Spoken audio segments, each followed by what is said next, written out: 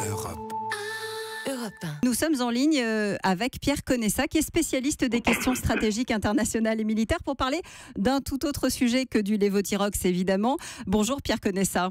Bonjour. Merci d'être avec nous au dernier moment, au pied levé. On va évidemment avec vous évoquer Sentinelle, puisque les choses bougent concernant Sentinelle. 10 000 hommes toujours, mais répartis un peu différemment, puisque 3 000 sur cette opération seront toujours en réserve. Est-ce que ça change quelque chose finalement, Pierre Conessa ?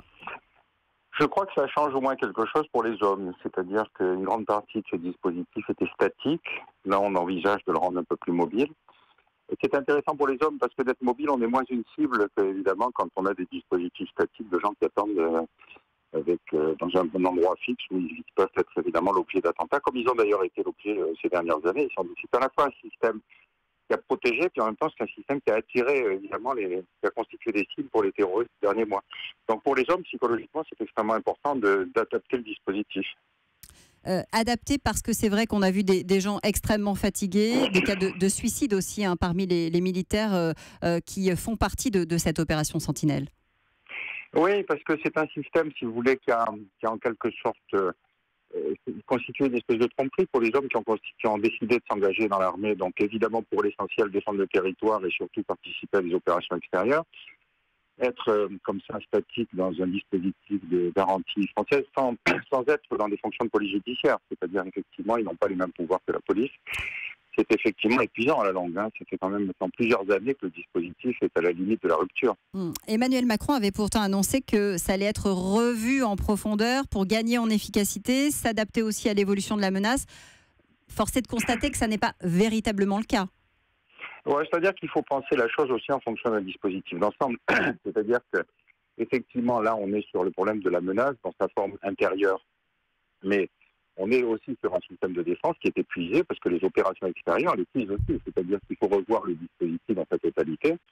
Et effectivement, c'est bien dit qu'aujourd'hui, certaines de ces opérations extérieures sont véritablement des garanties de sécurité pour la France. Et à partir de ce moment-là, on peut repenser la totalité du dispositif de défense. Et en remaniant Sentinelle, on espère aussi remobiliser l'armée, changer un peu, remonter le niveau de motivation des troupes. Oui, incontestablement.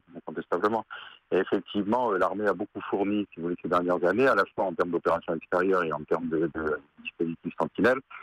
Et puis la crise qui s'est passée à l'été, effectivement, entre la haute hiérarchie militaire et le président, nécessitait un certain nombre de gestes. Maintenant, on peut s'interroger sur quelque chose qui est une interrogation de fond, c'est-à-dire est-ce que c'est avec des militaires pour lutte contre le terrorisme ? Est-ce que c'est en augmentant le budget de la défense ou pas ?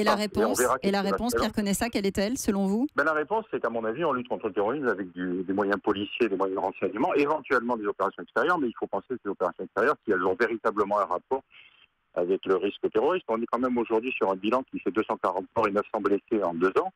Ici, sur le territoire, et aucun militaire tué là-bas. Alors on peut se demander si effectivement il y a un rapport qu'il faudrait probablement construire, puisque chacun des terroristes qui nous a attaqués a toujours expliqué que c'était à cause de notre présence en Syrie. On verra ce qu'en dit justement la ministre des Armées, Florence Parly. Merci Pierre Conessa, puisqu'elle sera tout à l'heure à 8h20 l'invitée de Patrick Cohen sur Europe 1, bien sûr. Europe 1.